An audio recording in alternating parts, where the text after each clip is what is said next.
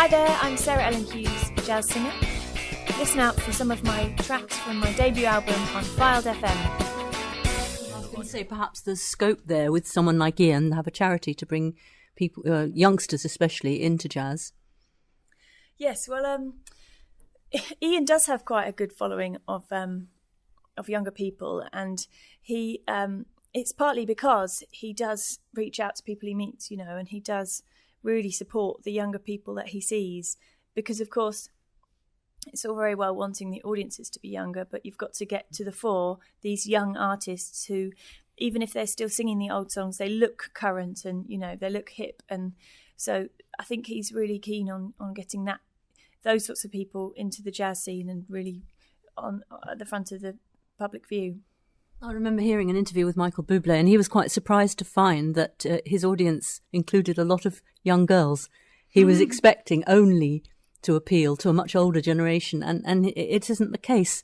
Even though the songs are older, because he's young, he gets younger people listening.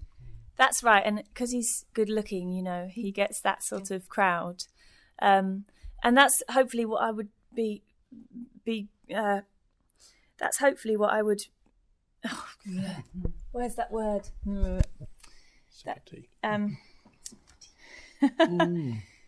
Yes, that's hopefully where I would be coming from, and where the audiences would then be building to come and see me, really. So what sort of venues do you play at the moment, and what sort of audiences are you currently getting? Well, at the moment, I'm playing a few regular jazz clubs in London. The most recent was Pizza on the Park. I was there quite frequently, even though that's actually, the venue is possibly closing, which is a great shame, because there aren't really enough jazz clubs in London that have a good stage and have a good sound system and really are a good listening room. There aren't really enough. And so it's a shame to be possibly losing one. But the sort of audiences there are... people who are visiting town at local hotels and who fancy a bit of live music. There is a mixture, really. Mainly the places that you get the older audiences are kind of your Sunday lunchtime jazz venues and that sort of thing. But I've done quite a lot of gigs in restaurants, just a mixture between background music, which I don't really like to do, but it's necessary, and you can have quite a lot of fun with your musicians. So, and the audiences there are just your general public, really. All right, okay. Who would you like to work with who you haven't yet worked with? Thinking time. That's a tough one. I do work with some really talented musicians, and so at the moment I'm really happy. On the album, Ian's there, obviously, and also Dave O'Higgins is on saxophone, and he's a really terrific player, and I'm doing a gig with him, one of the tour dates he's booked for as well, which is wonderful. So in a way, that's at the moment, that's all that I need, really. That's very satisfying to have those contacts, and they like working with me, and so I feel I can call them up and sort of get the gig. But in the future, I suppose what I'd like to do for my own jazz development is I want to be doing a project with backing vocalists, which sounds so un-jazz. That's a very soul thing to do, and I don't think anyone's doing it. I don't think you get a jazz band, jazz quartet with backing singers, and that's what I want to do. I want to get harmony of voices, and not a kind of Jon Hendricks type thing, which is very clever. I don't want to do something like the Swingle Singers, which is all a cappella and brilliant, but it's all with voices. I want to have something that's more like the voices as instruments fronting a band. So not any famous jazz people really in my desires, but I want to do something a bit different. Right. Well, up here locally, you've been working, or you're going to be working with Mike Taylor. Yes, that's right. What can you tell us about him? Well, I met him, I think, at a Villa gig a few years ago with the Dan Forshaw Quartet. And he's a terrific player. And I always book him for this for this Villa gig because he's a local boy, and it's good to see him. I want to keep the ties that I made strong when I was living in Lancaster. So he's a terrific player, and it's a pleasure to work with him. Brilliant. Okay. So what would you say then to anybody that's listening to this, especially a young musician or a singer who might not realise they want to get into jazz but might then discover they like it? What would you say to encourage somebody? Well, the best thing about jazz really is that you can do what you like. You don't have to have a particularly big belting voice or a particularly high classical voice or anything like that. You can sing with any voice you like, and you can detect that by listening to perhaps Shirley Horn, who's got a wonderfully rich, low contralto voice, or you can listen to someone like Ella Fitzgerald, who's more of a soprano, and you can hear the two styles that they sing are really completely different, and they just chose songs that they loved and that had a particular connection for them, and that's how they made their money. So there's no limits. You can really sing from your heart, and there's so much material out there that allows that to happen. Okay. You got anything else to ask? Apart from the songs on your own album, of course, do you have one particular song that you really love? Well, when I go to an open mic night, and quite frequently at an open mic, you get a chance to sing one song. So, I don't know. In fact, I don't have one song that I usually choose. That's a tough question, really, because there are so many reasons why I like singing different songs. For example, But Not For Me, which is on the album, that's one I would just get up and sing. Most people know it, so you don't have to bring the music. And it's just, the chords in that song are just really, they're very, I can hear them very well, so it gives a lot of freedom for what I'm doing with a melody. I don't know, I don't think I have a favourite song. There's so much going on in your head. It's hard to think of one thing, isn't it? Yeah. Let's just do a brief introduction for these other couple of songs off the album that we've been playing. Is it That's All? Yeah. Yeah. And give us an introduction for that, so we can play it when we play it.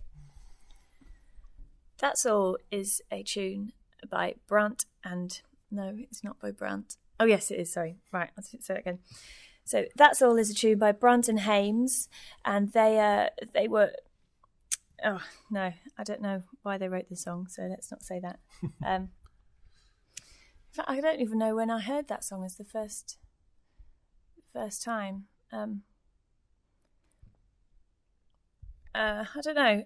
In fact, the reason I actually recorded it is because I wanted something that was on the first tune to be my voice to introduce the album, and then a tune that the band could play at a standard jazz tempo with a couple of solos. So it's just a really good way of setting the scene into what you're going to expect to hear for the rest of the album, and have a chance for all the musicians on the album to play a little something. Mm-hmm. So that's really the point of that song. Right, that's a good one. A very good point indeed. And Darning the Dream. Yeah, so Darning the Dream is based on Darn That Dream, which is by Dorothy Fields and Jimmy McHugh. And the tune is one that's played by Dexter Gordon on one of his recordings. And I transcribed the tune and wrote my own lyrics to it.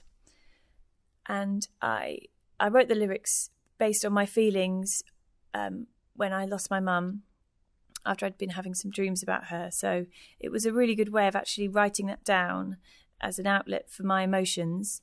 And of course, it can be related to anyone dealing with any sort of loss. And it took me quite a long time to actually write the words. And I had transcribed quite a lot of what Dexter Gordon played, but it was too long, really. And so when I was struggling a lot to write more words, and then I suddenly thought to myself, well, it doesn't need any more. It's obviously the end, So in fact, the tune ends with the the original last 8 bars of the original song. Right, okay. You got anything else you want to ask? I was just going to say, when you're composing lyrics, do you automatically hear the melody at the same time, or does it come afterwards or first, or how does it work for you? Well, there were 2 songs on the album that I've written tune and words, and they did happen at the same time. Yes, I had it all in my head, the melody in my head, and then the words kind of just worked to fit it. And I usually try to think of the rhyme, just because that will make the line scan, So, but it does come at the same time. Yes. Although at the moment I'm actually writing lyrics to one of Dave O'Higgins' tunes called "The Story So Far," and that's obviously it's more of a challenge because the tune is already set. But it's a good challenge, and I'm pleased so far with the outcome, and we'll be playing that at the gig we do together, which is in Hebden Bridge Jazz Club on the 20th of May. Right. Where are we? 20th of May? I don't know. Yes, because we can't come tonight. We're at the Fleetwood Jazz Experience. They've got with Enrico Tommaso. I Tommaso. bumped into him on the train. Oh, right. Okay. Right. Oh, great. Yes, we're talking to him later. I don't know what to ask him, actually. What can you tell us about him? He's such a funny guy. He'll tell you anything. Oh, wow. I don't know really specifically. He's just great. He's from Yorkshire, though, but I suppose that's not very relative to here, is it? Yeah, it's not far. I suppose you And could, of course, we as you probably realise when you're at Lancaster, the War of the Roses certainly isn't over. Yeah. We fight that every year.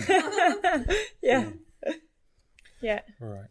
Okay, well, now we're here. Is there anything we ought to ask you that we haven't asked you that you think you want to tell us?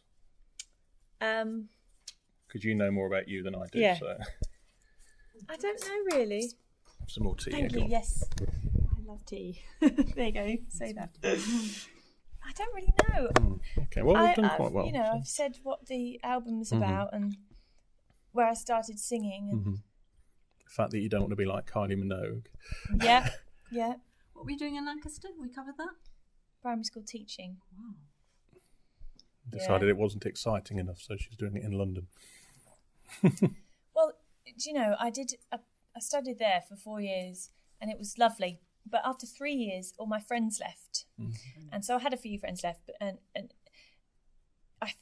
by the end of that 4th year, I just felt it was time to go to a big city, So I chose London. Too big. So you're happy in London? Are you going to stay in London? I am until I get married, I think, which won't happen for a few years. Yes, I will stay in London because it's really the best place to be for live music. Any day of the week, you've got a choice between 4 good gigs, and it's there are some jazz clubs which are very close to my house, and then some which are a bit further away. But there's such a mixture of stuff. It's really, really a wonderful place for opportunity. Definitely. Right. Not trying to pry here. Is there much money in it, or is it something that you really can only do as a glorified hobby?